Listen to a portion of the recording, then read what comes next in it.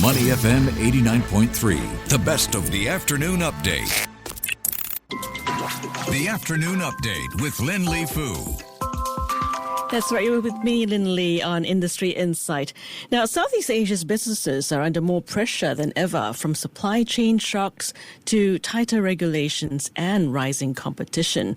Many are realizing that to stay resilient and competitive, they need to rethink how their businesses run from the ground up.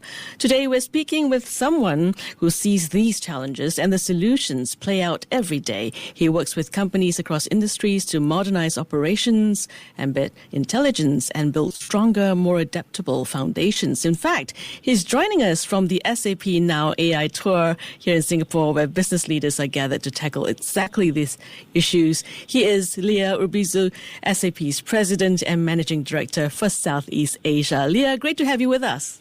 Yeah, Lynlee, thank you for inviting me. It's a pleasure to be here with you.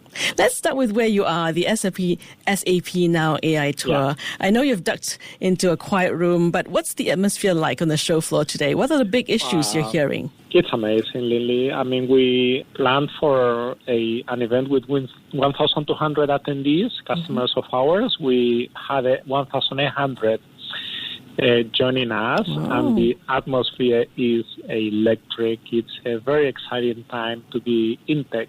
Mm-hmm. And what's coming through most strongly? What are you hearing on the ground? So you talked about supply chains, Lynlee. It's a really good example of where we see business having a potential to improve. About 60% of the world's supply chains originate in Asia. Mm-hmm. What is less known is that half of those both originate and end in Asia. And that talks to Asia growing as essentially the center of the economy worldwide, a more intertrade happening within Asia, and the economies in Asia lifting. And that brings about both opportunity, challenges for businesses and organizations in the region. Of course, the opportunity to capture business growth, but it also brings additional competition and complexity in managing businesses, both across the supply chain, in people tech, or in procurement or customer-oriented functions. And essentially what we're doing with tech and AI specifically is we're adding additional productivity across the board for all these businesses to be more efficient, more productive, and more competitive in the world scene. And it's just exciting to see how we drive that productivity across the board. No, with so much going on, I'm sure companies are realizing the existing systems and processes may not be able to keep up. So that's where you come in. The operational reinvention is so important right now. Yeah, that is correct. We've got about 34,000 customers worldwide already using AI actively. And we're transitioning from organizations trying to understand how AI can be utilized to really driving business outcomes. We've made at SAP a statement and a commitment to our customers that we want to drive 30% productivity improvement for those people using our applications. And then the way we do it is essentially by embedding AI into every single business process across all industries. And it is the small improvements that you derive in small steps that when they all are brought together, then they add up to big improvements. Yeah. Okay. Do you see this push to improve things, to reinvent operations, becoming more urgent in this region? Absolutely. In fact, what we see, Lynlee, is developing countries, and Southeast Asia particularly, adopting AI faster than other parts of the world. And we see this internally when we look at our own metrics. Southeast Asia is a top 3 region worldwide in the adoption of AI. And I would say it's a combination of 2 factors. In the one hand is businesses capturing opportunity and deploying technology for it. On the other hand, what this part of the world has is incredible access to talent. 200 million people in the age between 15 to 30 that are digital natives to whom deploying technologies like AI and Gen AI is essentially second nature. And when you meet the supply and the demand and you bring it together, what you get is amazing adoption of technology. Yeah. Okay, Liher, you're SAP's President and Managing Director for Southeast Asia. So to you, what does operational reinvention actually look like for companies here? And how does AI, as you were talking, fit into all that? Is it about innovations or something more practical? It has to be business outcomes, always. Okay. So when we sit down with a business, we first look at the industry context, then we understand the value drivers that are required for a business to be either more competitive or to grow faster or to attain objectives. And then we link that then to specific outcomes and roadmaps. But it always has to start with business.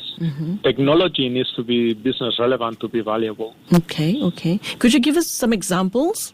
Yeah, sure. If we take, for example, supply chains, and we know that there's been supply chain shocks in the past few years. Some of them were health-driven, some having geopolitically driven. But the reality is that businesses have an alertedness towards being resilient and towards being agile. Now, if you've got, for example, manufacturing plants in multiple locations and you have a shock onto your supply chain, you want to have the ability to redirect demand, to rebuild products in different locations, maybe to ship products to customers from different locations. You need technology to be able to create that agility, and that agility gives resilience. And that is essentially what we do day to day, right? Another example with a supply chain would be a customer that may want to reduce their working capital and their inventory. And for that, what they need to do is they need to tie up their planning process to their execution process better. And again, technology plays a role in driving all those optimizations. Okay. What about predictive maintenance and things like fraud detection? Predictive maintenance is a huge opportunity for AI. In the older days, we used to do reactive maintenance and proactive maintenance, right? Reactive maintenance, a light bulb goes off, you replace it. Proactive is expensive equipment, then you plan ahead, right? Now you can do AI-based maintenance, with which essentially what you do is you still maintain the uptime of your equipment, but you can extend the maintenance cycles. If you can operate your equipment more efficiently, that's automatic savings for organizations, and you can do that with technology. Wow, I see where you're going with this. So AI actually helps businesses see risks earlier and help companies make better decisions faster as well, which is really key to resilience. Yeah, that's exactly what we do. Okay. Now, AI has dominated boardrooms, right? But many businesses still see it as something very futuristic or out of reach. What's your take on where Southeast Asia really is on AI adoption, and how are companies here actually putting it to work? I would say, Lynlee, it is real. It is futuristic in that it is developing really quickly, but there are AI use cases that can be made applicable to companies today, and we've got over 300 customers in Southeast Asia that are using AI day to day and getting value out of it. So we've moved AI from planning to real execution and real business value. And we have so many cases. Standard Chartered Bank went live in November over a weekend with AI-powered HR scenarios for 80,000 employees, all in one go. And that is just one example of how businesses are deploying AI with very good results.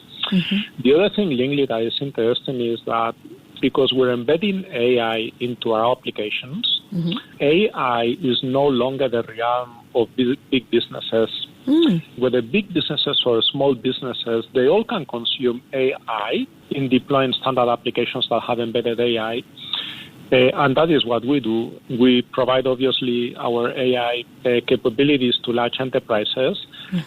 What is less known is that 80% of our customers in Southeast Asia are SMEs. Wow, okay. And they essentially get the same access to embedded AI. We're democratizing the access to AI by embedding AI into standard applications. Yeah. Tell us more about this. How is it different from the solutions that the big guys use? Yeah, so you can break AI into essentially three different buckets. The first one would be embedded AI into business processes. This could be order to cash, record to report, procure to pay, manufacture to order. And embedded AI is equally applicable to customers of any size that want to use ERP applications. Large businesses, if they have large IT organizations, they may also invest in custom AI, and that might be then additional AI scenarios that will give them a competitive edge using the underlying data from a SAP scenarios. The third bucket, which is really interesting about artificial intelligence, is the redesign of a user interface.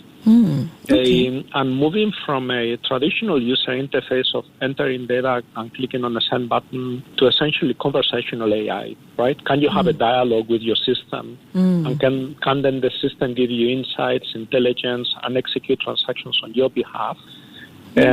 So the very experience how users will interact with systems will massively evolve in the years to come. Wow, it's great to know that all this sort of technology and this level of technology is, within reach of SMEs as well. Now, Liher, what's the biggest barrier you see holding companies back from using such technology? Is it cost, mindset, or skills? That's a really good question. A mindset is a big part of it. A cost is always a consideration, and so are skills.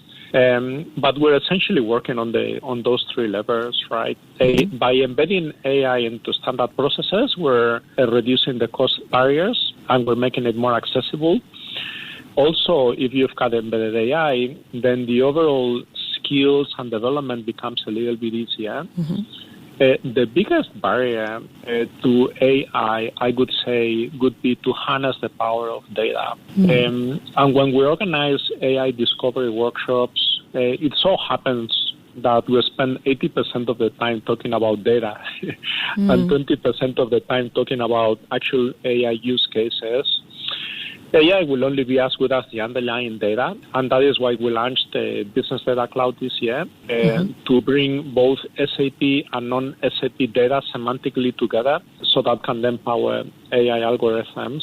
But AI is the critical factor that needs to be fixed in order for AI to work at scale. And then the second one is fragmented systems. If you have a very distributed application landscape, then it's very difficult to then have a common data strategy that then will support your AI processes, right? But if you fix your data layer, and if you bring your systems onto a common suite, then that becomes the foundation for AI to deliver incredible results. And also, don't wait for the perfect moment, right? They have to start right now. Yes, that's very true. Liher, before we let you go, if you look ahead 2 to 3 years, what's the operational change you think we'll see most businesses in Southeast Asia making to stay resilient? Yeah, I read a stat the other day that was quite mind-blowing. By next year, 2026, 60% of enterprises in Southeast Asia will be using AI to some extent. In the next 3 years, it's going to be 90 to 100%. Wow. Yeah, so the adoption of AI is essentially an unstoppable force, and it's an incredible catalyst to unlock productivity and efficiencies. So as you said, there's always a first mover advantage, and then the time to begin to unlock the value is now, essentially. Okay, Liher, thank you so much for giving us some great perspective there on how businesses in the region reinventing their operations to stay resilient and what they should be doing to be competitive as well in an unpredictable market. Liher, appreciate your time and enjoy the rest of the event. Thank you so much for having me with you, Lynlee. Always a pleasure.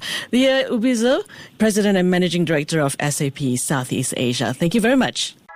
To listen to more great interviews, download our podcasts at audio.sg or download the audio app. That's AWEDIO, audio at the App Store and Google Play.